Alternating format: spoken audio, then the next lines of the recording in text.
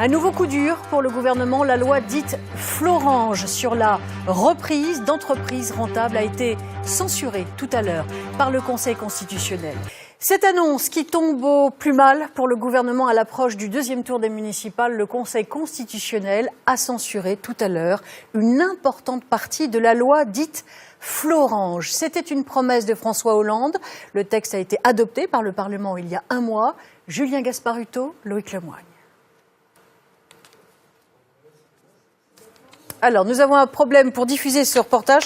Nous allons y revenir. Mais revenons d'abord sur les derniers chiffres du chômage qui sont également tombés au plus mauvais moment pour le gouvernement et le chef de l'État, avec une hausse, je le rappelle, en février de 0,9%.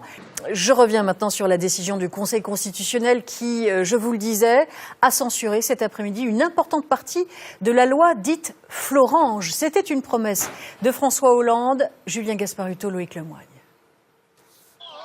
Florange, François Hollande en avait fait l'un des symboles de la campagne présidentielle. Le Conseil constitutionnel vient de lui infliger un nouveau camouflet. La loi Florange, votée le mois dernier, oblige les groupes de plus de 1000 salariés à trouver un repreneur en cas de fermeture d'usine, sous peine de s'exposer à des sanctions.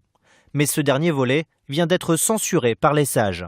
La loi dite Florange, elle est vidée de son contenu. Ça veut dire que l'employeur, enfin le propriétaire peut dire non, moi dans tous les cas de figure, je ne veux pas vendre. Et comme il n'y a pas de sanction possible, ça veut dire que l'employeur et le propriétaire fait ce qu'il veut. La CFDT demande clairement au gouvernement de réécrire un texte plus conforme au niveau de la Constitution. Les sages ont estimé que la loi est une atteinte au droit de propriété et à la liberté d'entreprendre. Une victoire pour les 188 parlementaires UMP qui avaient saisi le Conseil constitutionnel.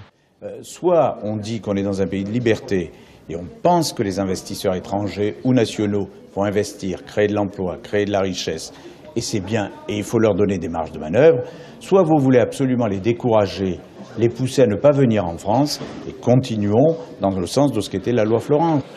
Les députés socialistes annoncent qu'ils présenteront un nouveau texte, mais ils reconnaissent déjà qu'ils auront peu de marge de manœuvre au regard des arguments cités par le Conseil constitutionnel.